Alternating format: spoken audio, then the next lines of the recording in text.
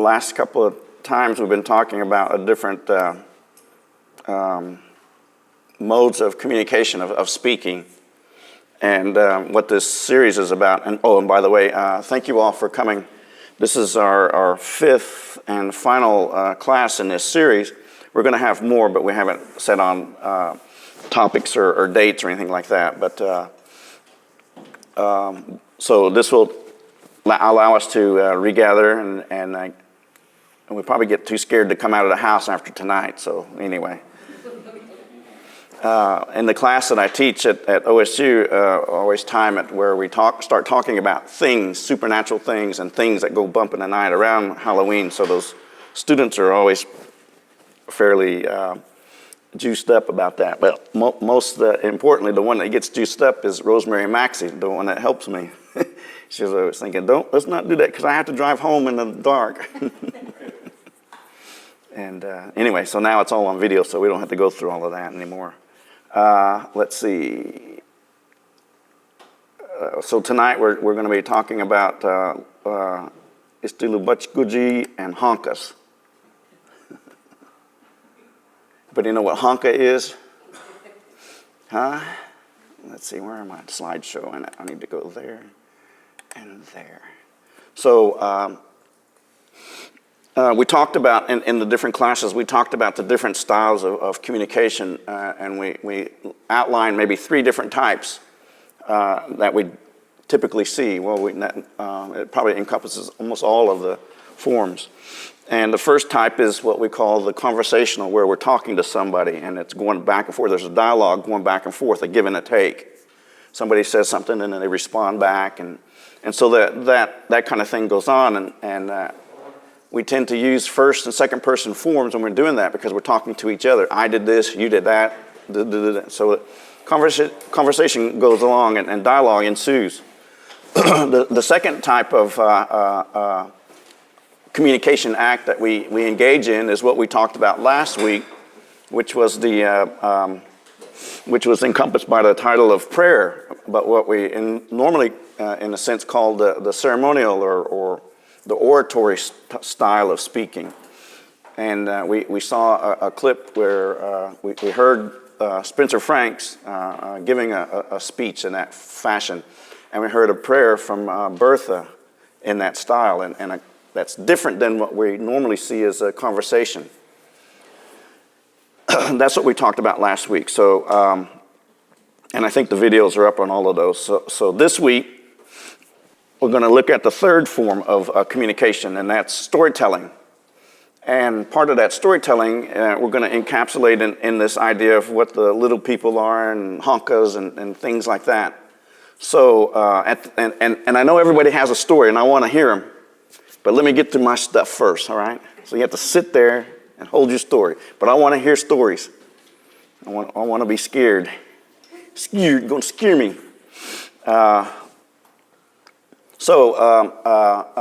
These stories that are told are given in that storytelling mode that encapsulates this form of communication, telling stories. And they're always talking about something that happened to somebody else long ago, or it wasn't in the here and now. Generally, it's always about somebody else, somewhere else, and those stories are given in that form. And of course, we see these other stories where people are giving to give us information, pass on cultural information, and so our goal is to see what type of cultural information is being trying to be pushed onto us with these types of stories. We have those other kind, like the Aesop's fables, why there's day and night, those sorts of things, and the tortoise and hare, and how fire come to us, those sorts of things. How the redbird got their color. Those stories are giving us some things about our culture and who we are. And I'm not going to say one way or another about these, but I want us to think about what these types of stories are doing in that fashion. What kind of information are they passing on? Of course, we get them stories, like I said, about passing on good information, but they also pass on the do's and the don'ts kind of thing. So the rules of who we are and how we're to live by. I'm not sure if little people stories fit in that category, but they may. We'll see. All right, so, and we're using the James Hill text as transcribed by Mary Haas in, I don't bring the book because it's so heavy. Usually I bring it. But anyway, that's a series that we've been operating out of, and it's wonderful because these are stories that were told by James Hill as the linguist Mary Haas came to visit in the 1930s in Eufaula, or Hannah, actually, or down in that area. I'm not sure exactly where James lived, but he was part of the Hill Abbey grounds. So she came and interviewed him and transcribed these stories and had them all in notebooks for all these years from the 30s, and she passed away in the 90s. And her protege, Jack Martin, was given charge to have those documents published, and this is his result of that. These stories. They went and rewrote all of the handwritten forms, the Creek forms, and from the linguistics, and they made it into that. Let's see if I can make it work. Whoops. How do I do that? This. Okay. So these stories in this book come about, and they have the little titles, and James Hill gives them, and then they reference what notebook that Mary Haas had them written down in her notebook, and she had them written down in the phonetic form or linguistic form, more along the line of this line right here. So this is more of the linguistic style of writing that she would have done as the linguist, as the person doing the interviewing. And then they, with Margaret Malden's help and things, they rewrote them into the modern Creek version, which we see at the top. And then they give a translation of it. So there's several levels of information that we can get from looking at these stories as learners of the language. We can see how the language is written. We can see how it's spoken if we want to spend time learning the International Phonetic Library, International Phonetic Chart, and how to say all of those different sounds. But we can also go back to the teachings that we've had with the Creek reader and learning the syllables and things like that. So if we break these down into syllables, then we can sound them out. But also, in learning how to sound them out, we can also look at these words and get the meanings from them and look them up in our dictionaries, either that new dictionary or this older one, and get an idea of how that word is and what it is. And as we see these words used in sentences, then of course the word form changes, because there are things that we add to the words in Creek, especially the verb. Oh, you scared me. There you go. Thought I was having a run here.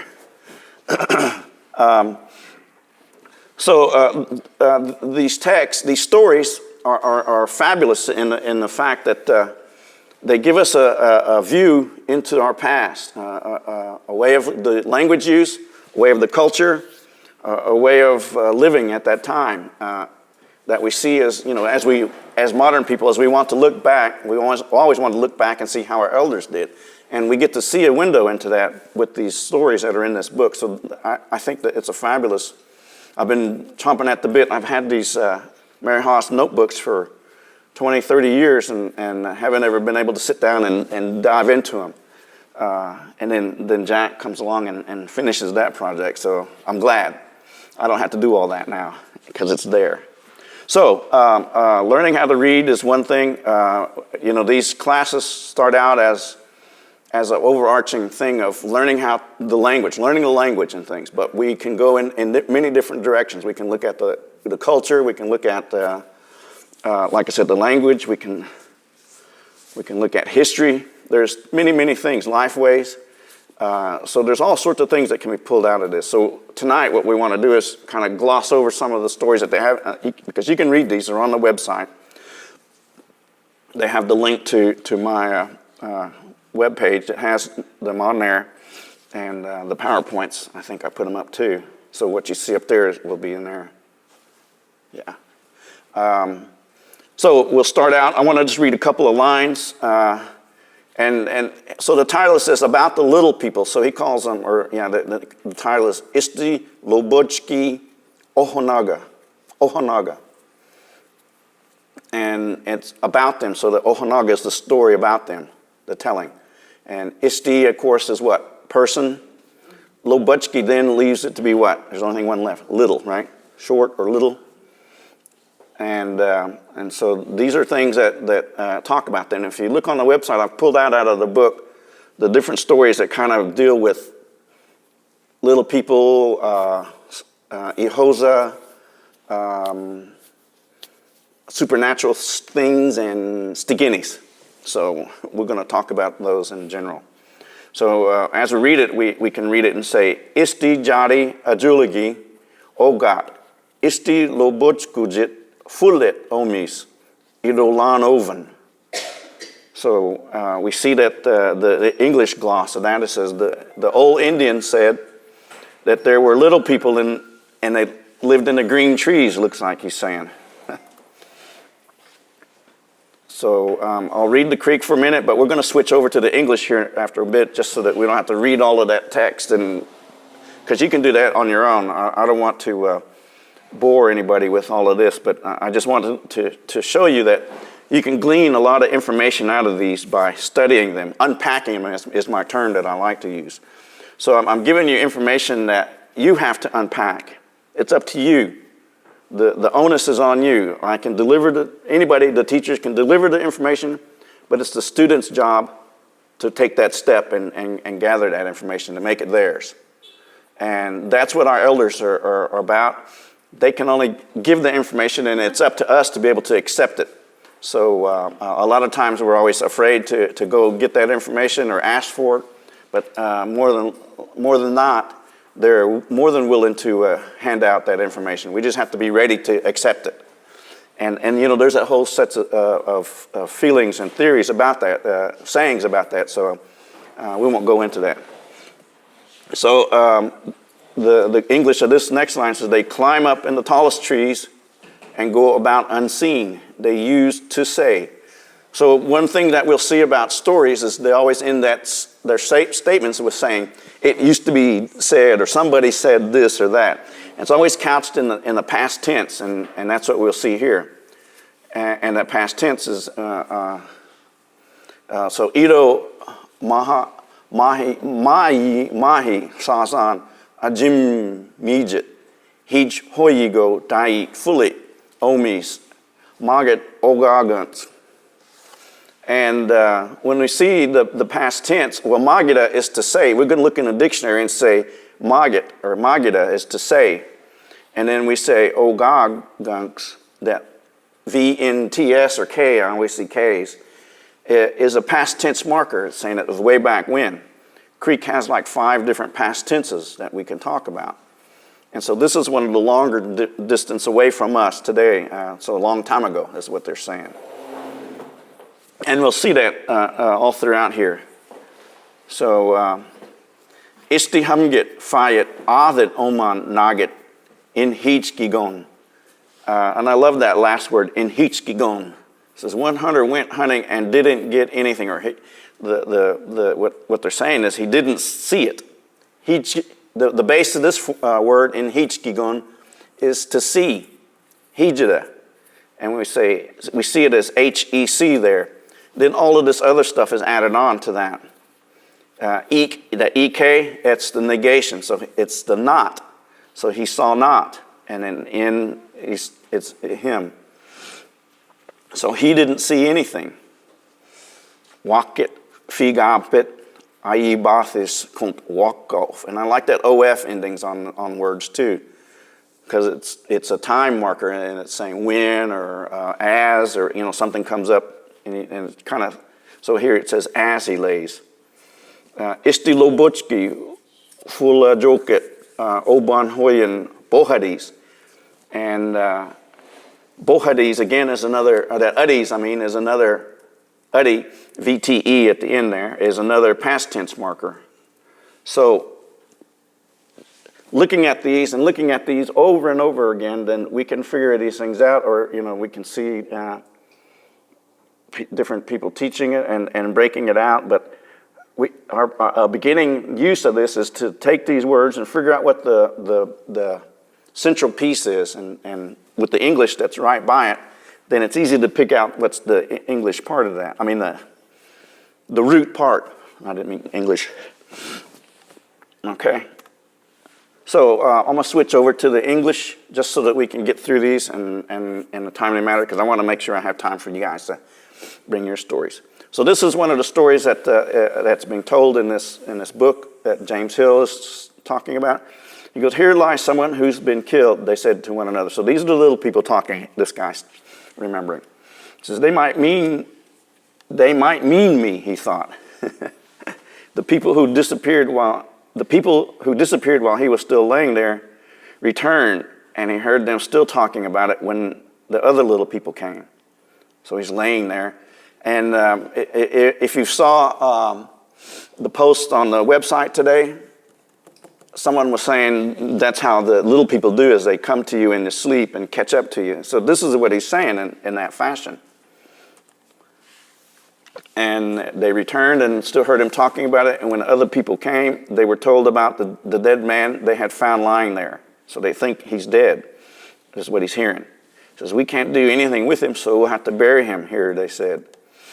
And as they were going about, another one came and they told him, "He wasn't doing anything to anyone, but he's been killed. And we found him laying here." So that's kind of cool that Eli Jeep Hoyen, he's been changed. He's been changed from living to dead. He's been killed. And he's laying there, walking. That's cool. "And we've been going about telling people, so you've probably heard," they said. "It smells like heap." I don't know what that is, but something he smells like. "That's because there's one lying over there," and one said. And the other one says, "That's what killed him, Elijah." That's what killed him, he said. "That wouldn't kill him," he was told. "It would be good if we would prepare the ground where he is to lie," he said. So, and they could be heard about turning over a rock. When the place was ready, where he is to lie is ready, one could be heard saying, "And they had gone about turning over the rock." And, he'll wear, that's what they said, I missed a spot here. "He'll wear a little blue ribbon around his neck as he lies there," one could be heard saying. And after they had gone turning over the rock, they said, "It's ready, let him be lowered." What they're taking around, I wondered. So I stood up and went toward them, but they had disappeared. What were they doing, I wondered, and went looking for them, and found a little gray mountain boomer was lying there dead. That is what they thought they had found and were talking about. And the little blue ribbon they had talked about was a blade of blue grass around his neck. And I think the story ends there. Oh, no. But before we move on to I had to figure out what a gray mountain boomer was. So I looked at that word. I looked at all of them, and I couldn't find it. Elit is dead. Wakin is lying. And then Sobat Hutkan Sodot is gray, a little gray. Sobat Hutki is gray. So that means that first word, Tak Sabul Guji, is the word for the mountain boomer. So it's some type of lizard, I guess. My experience with lizards was we call them Iganslatka. Ganslatka, lay low on the ground. So this was kind of interesting to see. And when I look it up, there's all these different words for different lizards and things. So it's kind of cool. So I saw they had turned over to a little rock that had been sunk in the ground. And in that little deep spot, they had laid him face up and gone away. Someone once told, it was said. So we'll look at that last phrase there. No, we'll look at the last two lines. Ma sufkuzan nadaksi awak hijit somijin hijayundas maget. Ishtihamgit onayadis mahogants. So mahogants is they said. It's in the past. Magida is to say, speak or tell, say it. And unt is in the past. And then onayada is told, like as a story was telling it. And isti is a person and humgit is one. So it's saying one person told this, they said. So he further removes himself from that. That's kind of interesting. So that's the story that he gives about a little people experience. And it's not quite exactly what we kind of know in general what little people are, but it gives a clue into some of the things they do, especially with that post that I saw today about them coming in their sleep. So, that was the important part of this was he was asleep. So belief about the Ihosa. Anybody here know what the Ihosa? Ihosa? Okay. Aha. Some of the famous stuff that we know today in public realm right now is from Willie Lena's book, The Oklahoma Seminoles. And he talks about all of these animals, or creatures. I won't say animals. Ihosa bacon anomat, oskides haken is ajulagi im aboheji fully body omis. If an Ihosa is whooping, that's where that beka is, even if it begins to rain, the old timers used to pay attention to them. And I stopped at this piece of the text because not the whole thing is like this, but many of the entries in their text in the book here is in 4 lines. The first line that we see is the modern Creek version. Then the second line is the phonetics or the linguistics form. Third line, generally, if there's 4 lines, is a word-by-word gloss. So whooping would be in front, where bacon is, and then even and omat begins, haken, and rain, oski. So it's kind of word-by-word gloss almost. So it doesn't make any sense in an English sentence. So the last line is the free translation, the one that makes sense in English. So it comes out, if an Ihosa is whooping, even if it begins to rain, the old timers used to pay attention to them. and these 4-line translations are the best because you can see each word that derives from each, or where they are in that sentence. Moreover, it says, Moment ohadalagat ont ogat istijada gidat fayibes. Ihosa shakobanet. Ihosa quijin. Fully body domis. Bekides. Moreover, they say, even when Indians are hunting, the Ihosa played with them, making them lose their way as they went about. So when it's going to hoop, the medicine knows how to make medicine to make someone whoop, and they listen to the Ihosa whooping as though they were borrowing his whoop. And then it says, when Keitholgi, the knowers, were in the southeast, it was as if their pockets were full of knowledge. So that's a cool statement right there. So even in 1930s, of course, we've had statehood and allotment and war, modernization and things like that come to us. So he's saying that our knowers had more information back in the homelands. So he's remembering that sorts of information. It's the same thing, same feeling that we have today. We're always looking back to the past because we always feel that your elders have the more information than you have. And so what we're getting is just a small piece of the small piece, and thereon. But we have to hold on to whatever we can. Okay, so that's what his version of Ihosa is. Again, he doesn't explain too much about what it is because he's assuming, and I'm sure Mary Haas didn't know what that was, but that was the story he gave her. And so I'm just going to read the English for these just to get through these, and about supernatural beings. So it's another story in Haas's 8th notebook on pages 167 through 185. If you ever look at, and I have some examples of some of her notebooks on the website. It's not even, it's pure linguistics.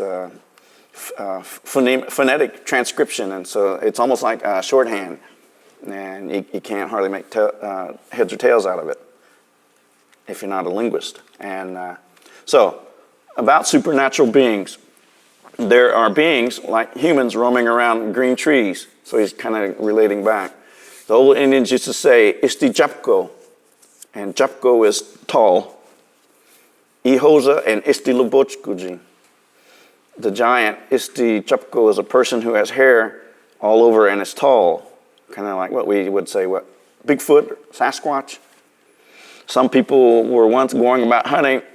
They were staying in a camp they had made, and a young boy to watch the camp. The hunters had not returned, and as the sun was going down, the boy was in the camp by himself and heard someone going around whistling as if calling for a dog. It was the giant going around, and he came to where the boy was. He had many raccoons with him and had been whistling for them. For the raccoons were very tame, and they climbed up and down onto the edge of some wood lying in the fire and sniffed as though they were looking for something. He sat and watched as they went around sniffing, and the giant asked the young boy, "What do you do?" He says, "Iston aditskadoma, Cajun." I can get my monster voice, huh? Iston aditskadoma, Cajun. So that's what's good about storytelling. You can get into the character, and then they have the dialogues within the story, and that's really cool. And Istimogat os magen im ayabusken. Iston aditskadoma, Cajun. So he says, where do you go? I don't go anywhere. And when someone you don't know comes, you have thoughts of killing them, don't you? The giant asked. It's not so, he said. Mungodos. When you see these little ones going about, you think you might kill them, don't you? He asked. No, I never did, the boy answered. And then the giant heard one of the men who had been gone hunting returning and whistled, and the raccoons ran to him. And as he ran, they yelped and surrounded him. And when he left with them, it was told. Again, there were other people going around, and they were hunters too. Oh. And they had a young boy also to watch the camp, and the giant was going about there, and they heard the boy. And the boy heard someone shooting a gun and was going around very scared. Right near the camp was a field of cane. The young boy cut some tender cane and stuck it into the hot ashes, and when it was very hot, he took the cane out and struck it. You ever done that before? It pops against the tree, and it popped like a gun going off, and they went around playing with that. The giant came and spoke to the boy. Is that you doing that, shooting and making me run?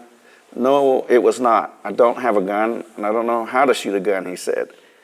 It was you that was doing that, the giant said, and the young boy still had the tender cane in the ashes, so when they were good and hot, he said, I cannot shoot a gun, I said, and as soon as he said that, the cane popped.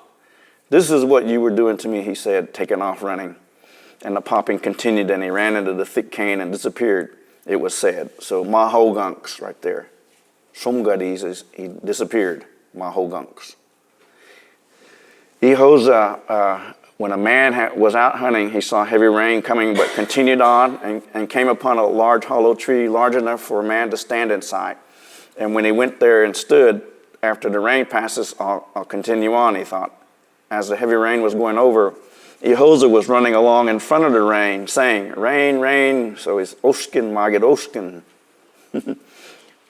Yes, Ofulotget. He that Oskin Magid. Then turning around and standing towards the rain, he said, rain, rain, rain. So the Ihosa is making it rain. And he was about to go into the hollow tree where the man was standing in there. He said, what are you doing? Going around saying, go say it somewhere else. And the Ihosa went out into the howling rain and stooping down really low, went saying, rain, rain. Because the hollow tree was his home, I'm going to take shelter there even when it rains, and I will not get wet, Ihosa thought. And that is why he said that. It said, so Mahogunks again. If you go out into the forest, and if you cross a path that Ihosa has made, so this is one of the sayings about Ihosa, you'll get lost, not remembering the land. Even if you know the land really well, the trees and rocks and all become different. And it could be you don't know where you are going or which way you came, it was said. So there it is again. Mahogunks, it was said. So every story ends with that saying, just to, and I guess in the old times when people were telling stories, I always said you have to spit 4 times. Is that right, Bertha? You gonna spit for us? Or do I have to? Okay. So, Isti Lobochkuji, again, talking in Lobochki is the little people. And so he gives another example of what they are, and maybe description a little bit more. This is the little people. The little people are very agile and play tricks on people, drive them insane, and take a person with them wherever they go. They send people to the rough part of the country and let them wander around there. Many people have told about this. Onayagadomes. They've told it this as a story. They were taken by little people, even at night. They take them around. And when it's daylight, they keep them hidden among the rocks. The little people have special places where they live. And during the evening, so again, last story, it was something happening around evening time, right? So in the evening, it looks like when these things. What's interesting is the little subnote that was in the book. You can't finish to tell it. There's so much to tell. So another little story there that he talks about. And so they come and visit one another, and then they take the person wherever they go and tell him, set your clothes aside and strip him naked. And they climb tall trees and tell him, climb. And so force him to climb. Some of the people who went with them and didn't return died in a forest. One man told the following, Onayades. The little people had disappeared, and I was sitting there all by myself. I was still in my right mind, but we went out, and I didn't even recognize the land. I was sitting there, and they asked me, would you like to go back home? I was in my right mind, but I didn't know the land where they asked me. I would go back, but I do not know which direction I came from. And this is then they will look for someone who knows a little about the land, and he may go back as your companion, as they told me. And as I went about, I was of sound mind, but I was very sick. My feet were numb, and not being able to walk, I got lost. As I began to feel better, they asked me, do you think you can walk and get there all right? There's nothing wrong with me, so I can get there, I said. Well, then you may go. We have found you a companion who knows a little about the land. So when he comes, you may go with him. And they said, and disappeared, leaving me sitting there. A raccoon came and said, you're the one who wants to return where you came from. Yes, it's me who wants to go, I said. Well, then I'll go, and you keep following me, and I'll take you to a place you recognize and leave you, he said. And he led me. And as we were going, we went to a steep ravine. And we kept going until the rise evened out. So they go on this trek. He's following that raccoon, and the raccoon hits him as they're fishing for crawdads, and it makes it a habit of that. And at the end, he comes to a place where he knows he's finally getting aware of where he's at, and so the raccoon is hitting him all the way, and making it a game with him, and then. So he goes, we came to a part of the country that I recognize, and as we kept going, we came to a small lake, and he said, let's chase the crawfish here again. And I told him, okay. 2 of us stood by the edge of the water, and he said, now. I had picked up a piece of tree bark laying at the edge of the water, and it had a crawfish in it, and I caught it. I'm the first one to catch the crawfish, I told him. You are, he said. I will have to hit you. It's a deal, the raccoon said. And you turn around and I'll hit you on the back, I said. And with his back to me, I hit him on the back of the head. He fell over, and I took off. And that's how he ends it. This one man told us it was said, Mahogunks, then he spit. So it's kind of interesting, these little stories about all of these different things. So creation of horned owl. We know those are what? Stigini. And so we have different stories about those. So what's interesting about this is we have the Ehoza, we have the little people, we have the Jupko guy and horned owl and different things. What do they have to do with us? Well, and we saw in the video that snake story. So Horned Owl was roaming around a cleared-off place he had made. Then he said, "Meet with me." Anaguftox, he said. Anaguftox. They met with him, and he led them in the Horned Owl dance, and they danced about. And when they heard them dancing like that, they all went in and were watching them. Those gathering with him had grown in number as he went about. And they were very pleased with him, and he was going about with them. So from the nearest places, women were coming to him. He was very pleased with that. And when he was about, many women who had husbands were becoming adulterous. So if you're like me, I had to figure out which one the word was adulterous in there. Hoktathogi. They got angry at him, hit him, and killed him, and threw him away. A person with special power found him lying there, took him out, made a heart for him out of tobacco bloom, and brought him back to life, admonishing him. "From now on, you must stop this. Go back to your cleared place and stop saying, 'Meet with me.'" Anaguftox. Do not put any other land in your cleared place, and do not say, "Meet with me." Anaguftox. "From now on, you must stop this," he was told. "All right, then I will stay where the ravines at the foot of the mountains end," he said. And at the last one, and Ponisofki ojaga man istiginida himok higo get oges. There, where there are ravines, there are horned owl hoots. Is that right? Everybody know that? Where horned owls, Stiginis live? In the ravines? All right, we'll come back. Let's see, the power of conjurers. Okay, so this is kind of leading into this idea of the supernatural again, and as we all know, we have our intermediaries and that help us with our Hilis Haya, you know, and our Kithogi and those sorts of things, and they intermediate for us into the other world. And what's interesting about all this, if you kind of read through a lot of these and get a general feel of them, everything happens at that moment from day to night. And that nighttime is kind of considered the other world. So there are Indians who conjured, they say, and many people believed it was good and true. There were some who knew the medicine songs and go around conjuring. Now the conjurer goes about at night. He flies when he wants and goes around making sounds just like the sound of a horned owl. His eyes are big, he's visible from far off, and he goes about making himself invisible. And when there's a really sick person is lying, he slips up, and if they don't watch the sick one enough, he goes and sits and takes the sick one's heart out.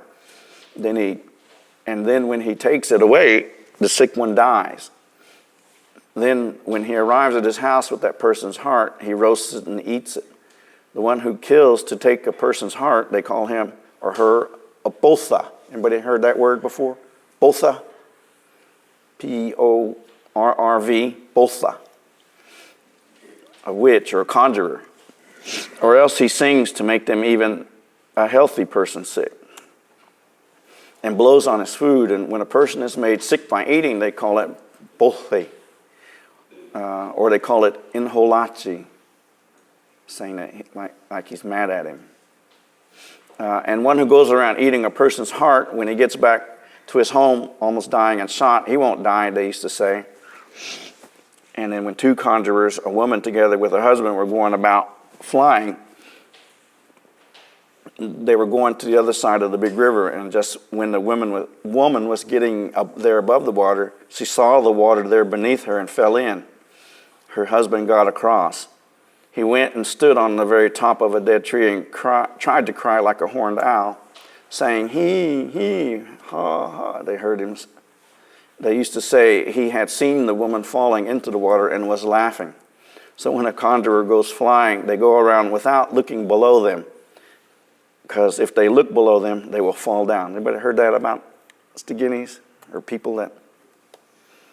And then there's another one is when I saw a ghost. The only thing I'll pull out of this is that the second line, it says, late one evening, about 1 hour before sundown. So again, at this moment, it changes from day to evening. I won't go through all of that, just because that was it for that. So I want to show you what Willie Lena talks about on those. Let's see here, how do I get out of that?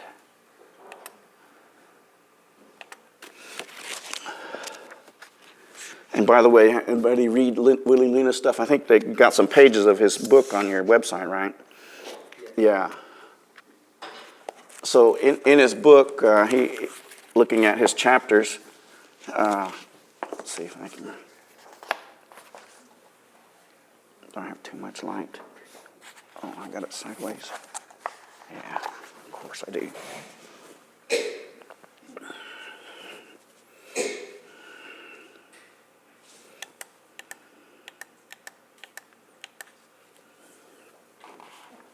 So in his book, he has, oh, these are the plates. Where's his chapters? Or the contents right there.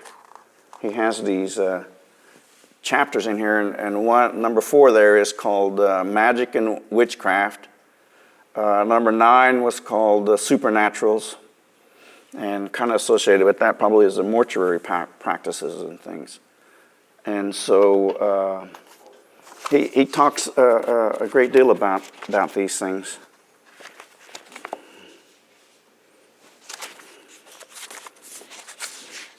Oh, and so the one that I like that he talks about different things, love potions and making potions for people to like you and things.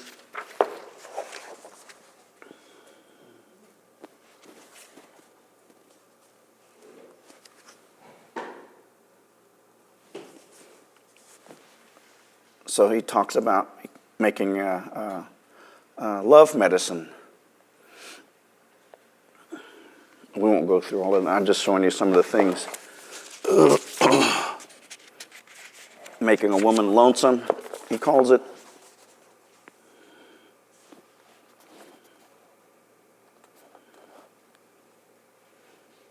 So it says using specially doctored tobacco rolled in blackjack oak leaf to make a cigarette and reciting a magic formula. And he goes through different sayings about that and how to tame a tornado or avert it. We always heard about those sayings, right? So we're talking about things that are talking about the supernatural. The one that I like that he talks about is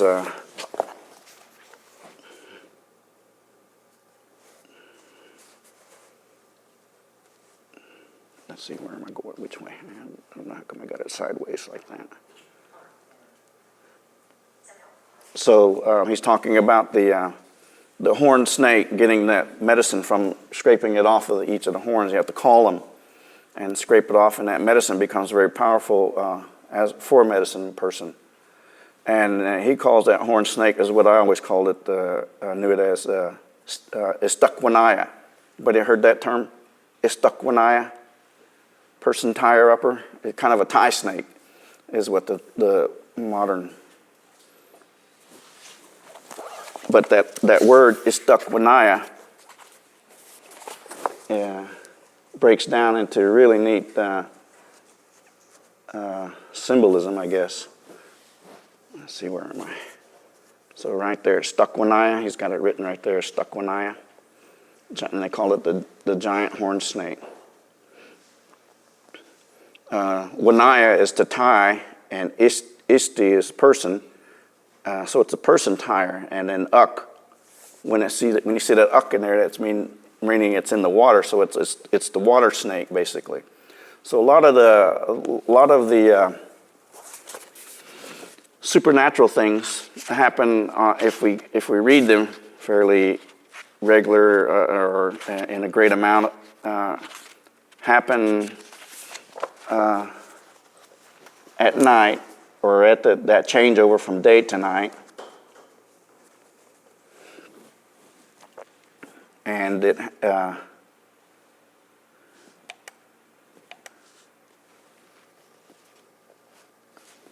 These are his animals that he talks about. They happen at the transition from day to night, and also underwater. So we have a whole slew of mythical creatures that live underwater that we don't know about. And that represents a vestige of a belief or a system that we had that we probably don't deal with too much anymore since removal. And it is that whole idea of the other world, or underworld for lack of a better term. So there's this belief that Creek people live in 3 dimensions in this realm. There's the upper world where the stars are, and we talked about those in one of the classes. And then there's the underworld, the other world, and then there's us on the here and now. And so our medicine men, our spiritual leaders are the bridge that help us bridge those gaps and able to interact with those other realms for our benefit, for our behalf. And so we know that we talked about the stars and how those have different things, and then the underworld, we see that we have like in Seminoles down in Florida, and some of the clans even in Seminoles and Creeks here today, the leopard. What's the leopards? We call them, the word that we call, that I know him by, is Ui Bujazi, the water master. And that's referring to a water leopard. Another one that we have as a clan that not very many people are today is Aktayaji. It's another creature that lives underwater. And so we have this idea about these, and I'm not sure if it was a fear or what, but we just knew that they were there, and just like the above world. In Christianity days, they come to tell us, oh yeah, we know what that is. That's heaven and that's hell. A plus and a minus kind of thing. So they give us this whole skewed view of what it is that we have all along, and so we're still struggling with that today, trying to make a distinction between what was given to us by our elders, our ancestors, and what was brought to us from others. And so we have these realms, and these creatures are parts of various parts of all of those, underworld or above world, and if they're benign or evil, well, I don't want to say. I can't believe that they're all evil because we're still here and they didn't drag us in or whatever. But that one video that we saw, that snake dragged the grandma in, and so there's that belief of that. And let's see here, what else was I going to do? I showed you that one. I was hoping there was another video on here that I was going to show, but I don't have it. So at this time, we'll just go to talk. So as we investigate these different stories that are being told, we have to realize, why are they being told in that fashion? What's the purpose of them? Why are we being told? Is it to scare us? Some of them are. I know it scared me to not go out into the trees or woods at night when they told me, don't go out there because Honka's out there, or Stigini gonna get you. Or one that's common, I'm not even sure if it's our tribe or not, deer woman, things like that. It make me scared to go out. But so on that level, those stories were definitely there to rein us in, especially those of us that are crazy like that and just go all about. So at this time, does anybody want to share a story of theirs? No Honka story? We always hear about these Stiginis that are people that change shape. They change from a person to the owl, and they fly around. And one of the common themes, and we saw it in the story, is they always went out around and messed with women And they always say that you can tell when a Staginius or a person, a man or whatever, has come and done that, because that messed with person, the woman, will have like 3 or 4 scratches on her ankle. That's what they always said. That's what your mom always said. And I believe that. I think I've heard those. Okay, here we go. We got a microphone. Wait for the microphone. We want to hear you. Well, growing up, we were always told stories. And a lot of the stories that we were told either had a lesson that you could pick up from it, or it was something that would scare you into not doing whatever you was doing anymore. And I had an uncle who was retarded, and so my grandfather used to really look after him, make sure that he didn't get lost. He would, but they watched him to make sure he didn't stray. Well, one time he disappeared and he was gone all day long. And they got to looking for him and they never found him, but in the evening he came back. And they said, "Where have you been?" And he said, he said, "I've been out there dancing with the little people, and I just got back." And my grandfather looked at him and just kind of shook his head. But he also knew, too, that people like him would see things like that and could do things like that. And so he kind of left him alone, but he finally decided to investigate, and he said, I followed him one afternoon, and he was going, and so I just followed him. And sure enough, he had little arbors, just like a ceremonial ground. He had the little arbors, and he'd get up and he'd just talk like there was people there. And he said those were little people he was talking to.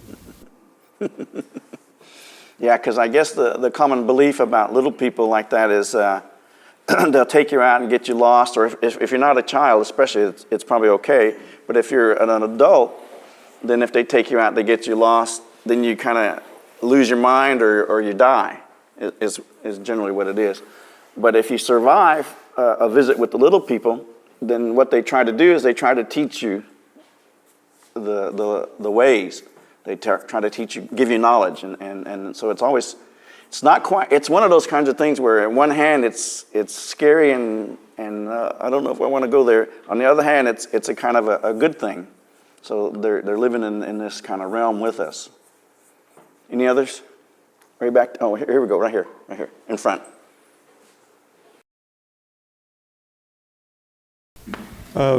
Some years back, I worked for the Second Fox tribe down in Stroud, and I was writing a grant, and I was a few days from the deadline, so I stayed late back then we had typewriters.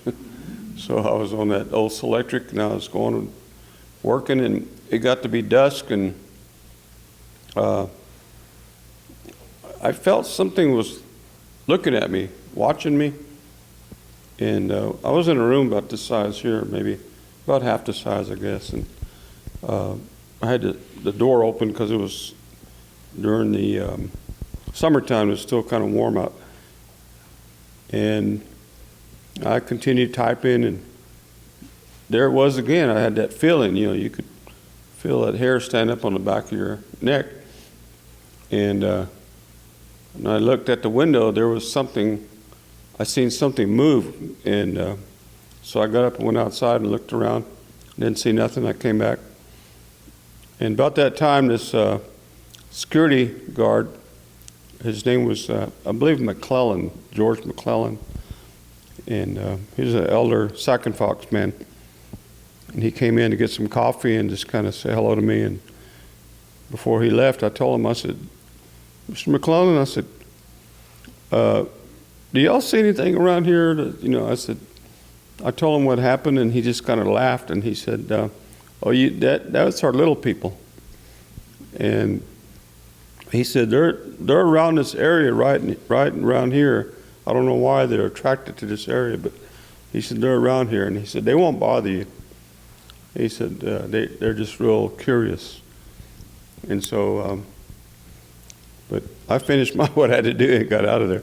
But he told me that he said when I patrol, he said my headlights sometimes will hit one of them, and I'll see them running like in a ditch, a ravine, and so that kind of was my experience. But he said that they at one time he said people believe they were mad because when the sacrifices were removed.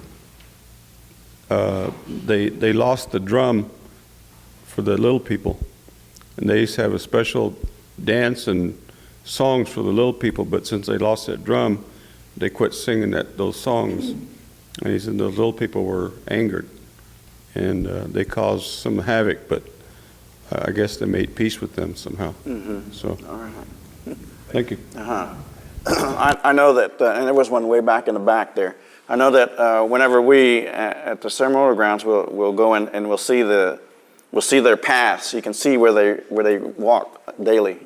Out in the grounds, in the pastures or whatever. And they always can say that each of them have a village somewhere nearby, and it's not a bad thing that they're there. It's a kind of a good thing. So, like I said, it's really interesting that we have these stories about them. That's kind of bad, but not quite bad either. Another story back there in the back. Right there. Wait. Right back there. Last table.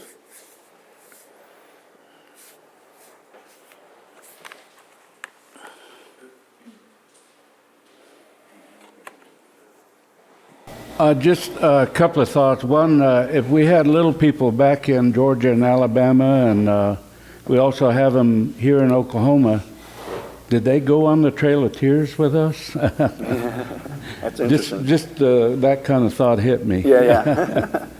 Well, they're little enough they could have jumped on our backs and rode with us. And rode with us. Yeah. Yeah. How about when we crossed the Mississippi? But anyway. But Grandma Deer only told me one thing about the little people, and that they'll get you lost in the woods. Mm-hmm. She said they'll move the trees and bushes around, is what she told me.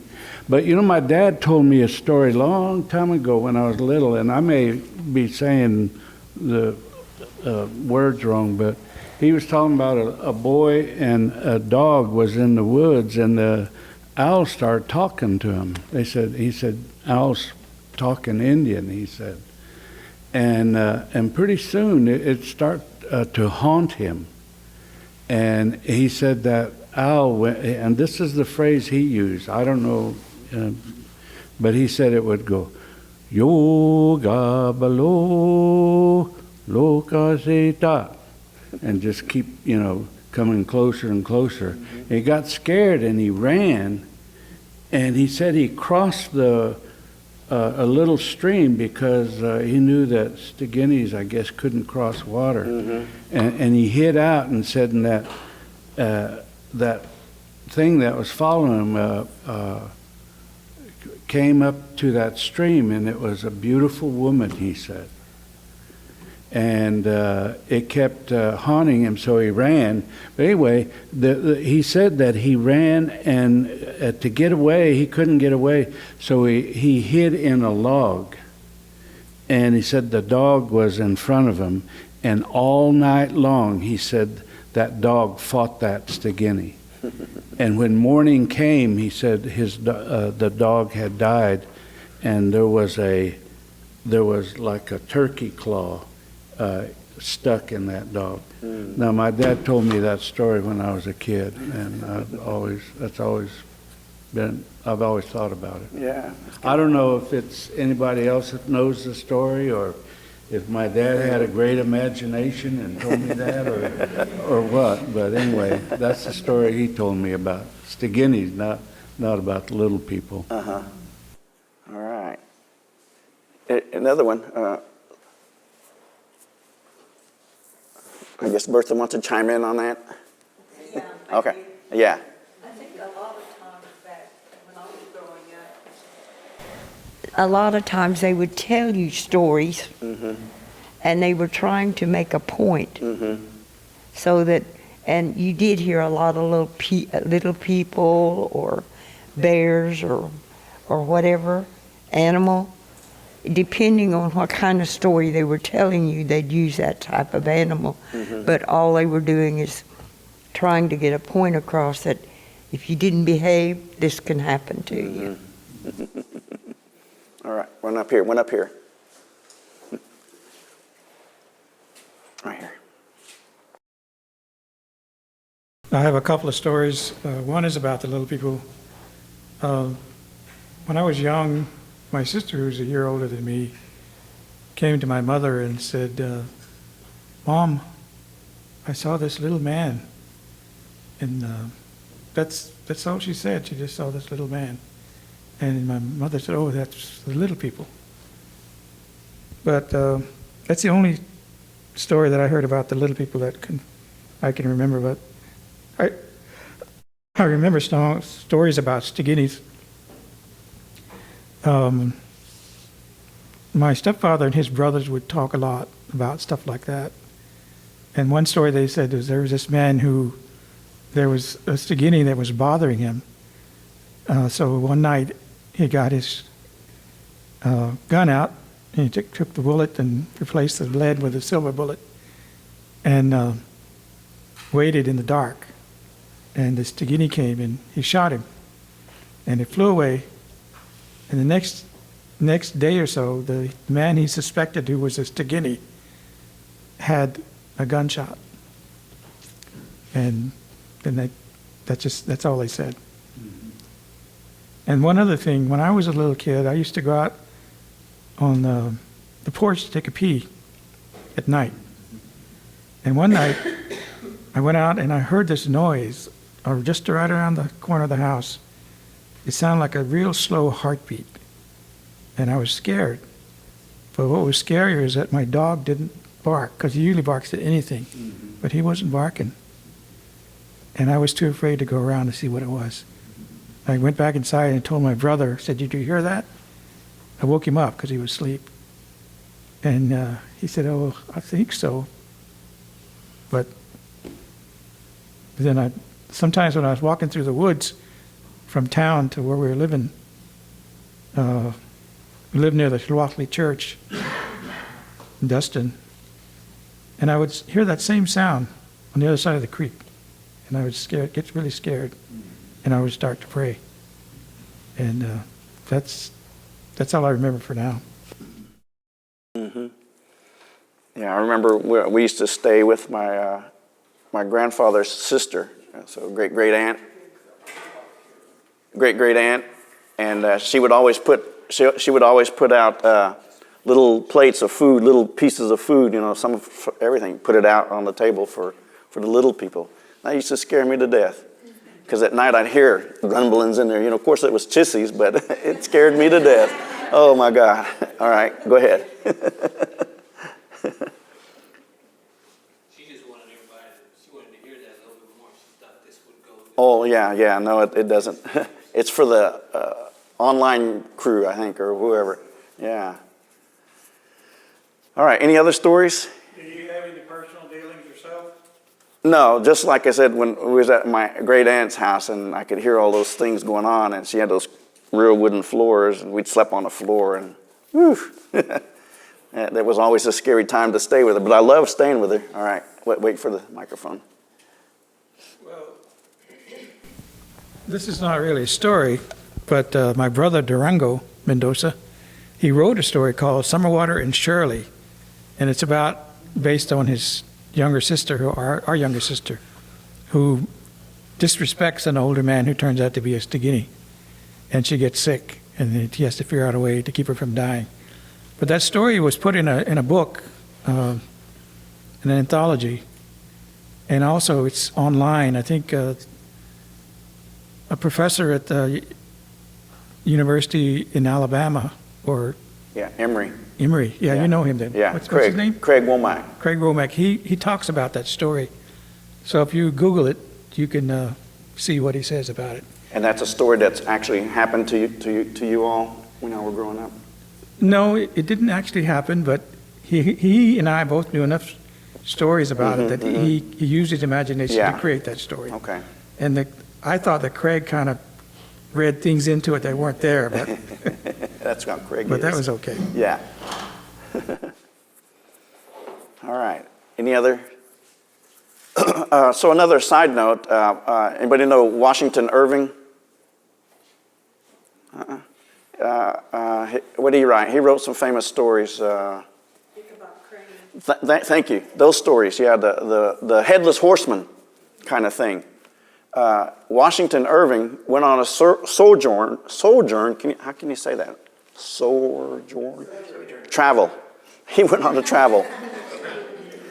And on this travel, he come through Creek Nation in the 30s, 1830s and 40s, late.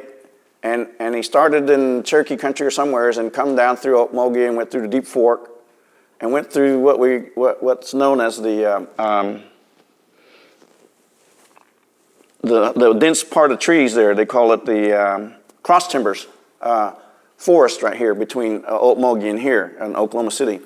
And it's hard to navigate through. So anyway, they navigated through with this party, and they got out here and went through Sac and Fox country and up around Washington, I think, or Yale.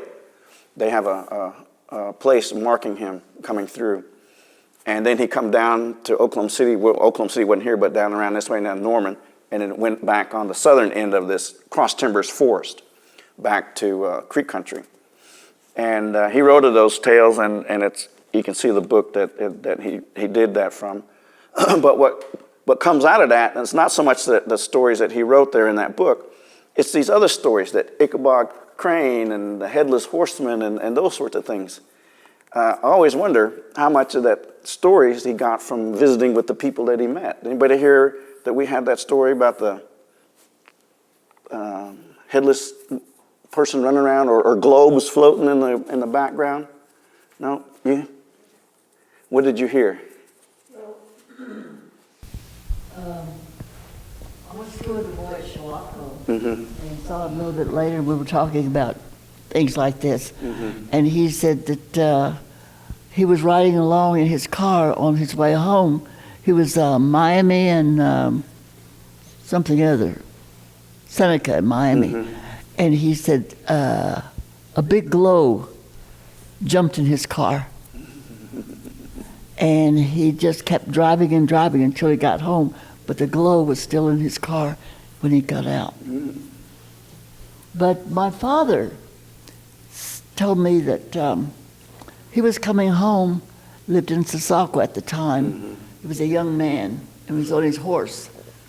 And he said that he didn't see anything at all, nobody on the road, no place. But all of a sudden, a horseman came behind him and followed him and followed him until he got home. And he looked around and there was nobody. Yeah. Oh, yeah. That's funny because we probably all think that it all happened to us, but I'm sure it happened to all of us, and we've had those same experiences. Okay, again. Right here. This story, I'm not sure whether I actually lived through it or not, or I just heard about it. But I do remember when I was young, my grandfather was a preacher at Middle Creek. I don't know, I think it was Middle Creek number 1. Anyway, there's a railroad track nearby. And he would take his wagon and team to go there instead of a car. He never owned a car. And he didn't go on the roads a lot. A lot of times he went through these wagon trails through the woods. I guess back then there weren't that many fences. And one night coming back from Middle Creek, I think I was pretty sure I was in the wagon with him and my mother and brother and sister. And it was really getting late at night, and it started to storm. It started to rain. And as he was coming down one road, he heard somebody yell, "Hey!" really loud, and it scared the horse so much that it jumped and broke its leg. And then he had to take a shotgun and shoot the horse there. And I think I was there, but I'm not sure exactly, but I wrote a story about it.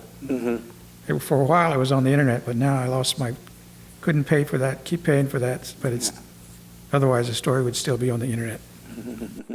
Interesting. Over here, to the left. I was kind of debating whether to tell this story, but Hold on, let me pull up my... pull them tight. No, because we were always told that you don't talk about the little people, and I guess everybody knows that. But one evening, I live in rural Seminole County, and back then the road I lived on, it was a dirt road, and there were very many houses in that area. Now there's a lot, but me and my wife were coming down that road. It was late at night, and as we got closer to our home, I said, "What is that?" And there was something in the looked like it was moving across the road, and my headlights hit it, and I slowed down almost to a stop, and this little person ran across the road, and he stopped by the bushes, the tall bush, and we both saw it. She was about ready to go to sleep, and I nudged her. I said, "Look right there," and she looked, and she saw it too, and it was a little man, and he turned around and ran into the bushes. And so the next day, I was still kind of. I called my mother and I told her about it, and she said, "Don't tell anybody about that, because they won't believe you." And she said, "And those little people don't make fun of them or talk about them, because they don't like no one to laugh at them. They'll make you sick." All right. Any others? I know you got some stories, somebody. There we go. You're going to scare us now. Well, these are probably over 50 years old, but my grandfather, we lived out in the country outside of Seminole, and my grandfather, he had a storage shed, and nailed to the shed was a little sole of a shoe that I was always told belonged to little people. Oh, wow. I don't remember what happened to it, because that storage shed is no longer there, but that's what I was always told growing up, that was the sole of a shoe of a little person. And my mother, when she gave birth to my younger brother, she said she saw little people at the foot of her bed in the hospital. And 6 years later, this little brother, we were out in a country school, and we had to wait for the second run of the bus.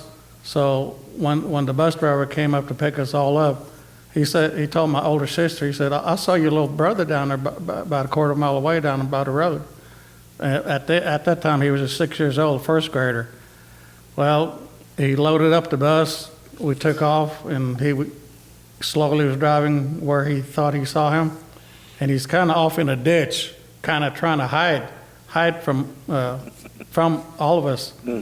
Well, probably about 5 or 6 people, my sister, and these are all like freshmen and sophomores that got out to go get him. He ran and ran. It took the fastest person to catch him. And I was always told that it was little people trying to help him to try to get away. And on the way home, he kept trying to get away.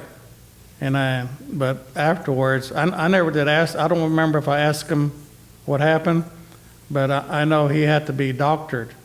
They wanted to have him doctored to help get over with what he went through. So, but that's my only experiences myself that I've had. But like I said, seems like all of these occur in the country. I've not really heard very much in the city. Nope. You don't, do you? Just country stuff. All right.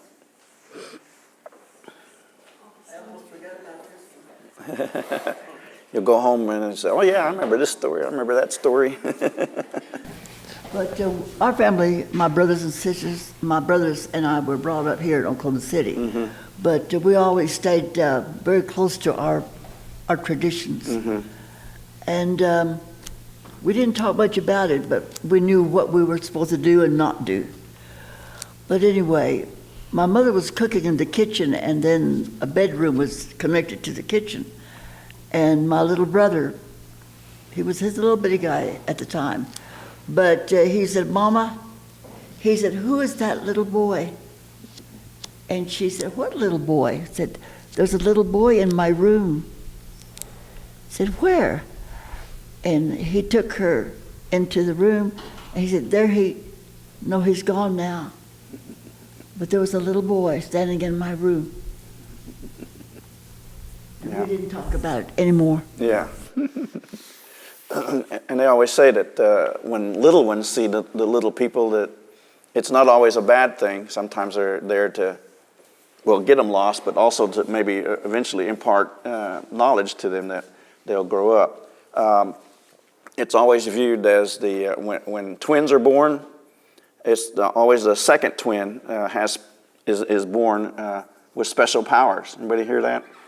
They're always kind of known as a Keitha, maybe a fortune teller kind of thing. Bertha, I knew that'd get you. On that story, I had a couple of foster kids, Uh-huh. and the little boy was only 2 days old when I got him. And as he grew older, when he was beginning to notice things, we were sitting out in the yard, and it was in the summertime, and the breeze was blowing, and he was just laying there in his little, what do they call them now? I can't even remember, but anyway, I had him laying in this little cradle, and he was just laying there, just looking around, and all of a sudden he just started laughing. I mean, he just laughed, and he just kept looking up in the trees, and my dad said, leave him alone. The little people are playing with him.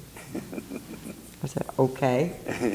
And so then when I got him home, my dad was from the old school. Everything that happened, there was something behind it. Mm-hmm. So he said, okay, I'm going to tell you something. You start feeding that little boy different away from everybody else. Get his own little table, get a white cloth, and don't put any of his utensils that he eats with the others. So as long as my dad was around, I had to do exactly as he said. So every morning when I got ready to feed the baby, I fed him first with different utensils, had his own little plate, set him at his little table with his little white. And I thought, and my kid said, how come Stephen gets to eat different than we do? But I couldn't really explain to him because I didn't really know how to explain it to him. But boy, my dad was after me, and I had that little boy for 2 years. Mm. So do you know what happened to him? Did he? As far as I know, the last time I heard, he was married and has his own child, has a child of his own. He lives in Tulsa somewhere. But I think that if we had kept him, he probably would have been, as long as my dad was around, he would have been well taken care of in that light. Yeah. Mm-hmm. Another one over here. I have one more story, that'll be my story. No. My wife is from Red Lake, Minnesota. She's Chippewa. And one year these two little boys, they went into the water, into a lake, and they disappeared. Nobody could find them. And if you've ever been to Minnesota, it's a lot of lakes there, especially on that reservation. They have what they call Red Lake, and you can't hardly see to the other end. It's so big. But they called in what you were showing earlier about some of the animals that were talking. That's what kind of reminded me of that, was that they brought in one of their revered medicine men, and he put up a teepee, and they brought in this turtle, a water turtle, and they had a ceremony, and that turtle and that medicine man were in that teepee, and they said you could hear that turtle talk. The people on the outside said they could hear a strange voice talking in their Indian language, and that was that turtle. He was telling them where they could find those two boys. They had drowned, and they were at the bottom of the lake, and he told them the exact place where they could find and recover their bodies. So that, I always thought that was a really strange story, but you know, that just goes to show that our Indian ways, our Indian people, you know, there's something right. there. That's right. And that's a thought that had come out in this last class where we were talking about prayers and how we seem to have a extra sense of spirituality about us, and it's because we have this other realm that's been given to us, and you know, we have to deal with today. We're still not sure exactly how we deal with it, but we know we have it, and having that gives us this extra sense of spirituality that Stehetkis don't have, and you know, and I think they envy it, and it's a cause of a lot of strife amongst us today. But as a Stajati, then we need to make sure that we hold on to that, because that's what keeps us Stajati. And any other stories? I'm going to close it down. No more testimonies. And we got a quota over here. I got a question. All right, question. Or questions even. You talked about a little bit about when you saw things or heard things, and when people talked about it, they spat out. My growing experience, whenever you did that, mostly the time, you know, people were out in the woods, and I was given little brown balls. I mean, you could only find them out in the woods, and that's what they call hijiri. That was the true hijiri of what people used at the time. So I don't know. I mean, maybe you can elaborate as to why. I mean, because I grew up hearing about it all the time, and I mean, my father at the time, he always carried them in his toolbox all the time, and you know, and he always told me, carry one whenever we're going out in the woods. You always carry one, you know. So maybe you can elaborate a little bit about it. The little snuff bottles or something. No, they were just little brown balls Yeah. that you'd find out in the woods. Yeah, and I don't know. That's what he considered hijiri, the true hijiri. No, I don't have a experience with that, but I guess the point of what we're here about, and you know, with the questions like that, it's really good that we can ask, and that we can find a forum like this and on the internet where we can ask these questions and think about them and see how they pertain to each of us. Of course, each of us will have a different viewpoint of what it is we're talking about, what we've seen, or what we've done. And you know, I'm not the end all be all or anything like that. I'm just trying to present a little bit of knowledge that I have and make use of a really neat resource that I've been dying to do for a long time, and this gives me a vehicle to do that. So in light of the things that we've talked about, and especially tonight, just be aware that you know, each of our families have these different sayings and prohibitions and different things about the stories that we're talking about. So keep those with you, and you know, they're valid. Just make sure that we honor the meaning behind them, I guess, or look into the meaning behind them and see how that will apply to us, so that when we pass them on, they have some type of meaning behind it, and not just surface, if you know what I mean. And that's it. That's my story. Mado chigeris je hadam tihi jakatis.